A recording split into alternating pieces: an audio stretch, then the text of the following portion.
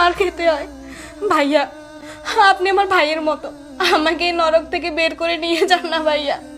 আপনি চাইলে পারবেন, আপনার বোন মনে করে আমাকে এখান থেকে বের করে নিয়ে যান ভাইয়া। ভাইয়া, আমি আপনার কাছে হাত জোড় করছি।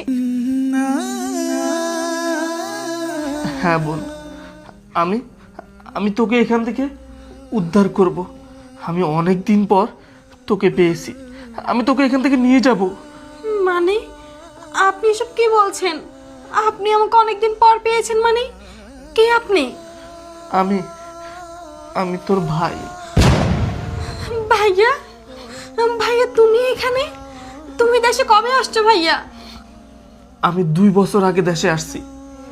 আমি শুনছিলাম তুই নাকি একটা ছেলেকে ভালোবাসতি, তাকে বিয়ে করে তুই নাকি বাসায় নিয়ে গেছিলি, কিন্তু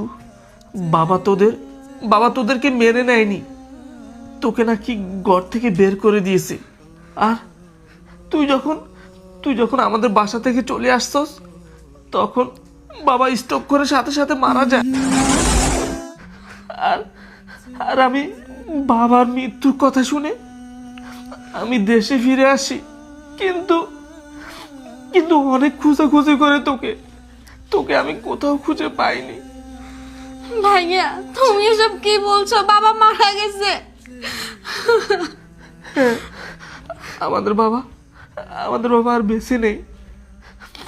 তোকে আমি অনেক খুঁজেছি, কিন্তু কিন্তু আমি কোথাও পাইনি। কি আর করব, আমি তোর আশায় আমি আর বিদেশে যাইনি। শেষমেশ আমি আমি এই ডেলিভারি ম্যানের চাকরিটা নেই। আমি আমি তোকে অনেক খুঁজেছি, অনেক বাড়িতে গিয়েছি, কিন্তু কোথাও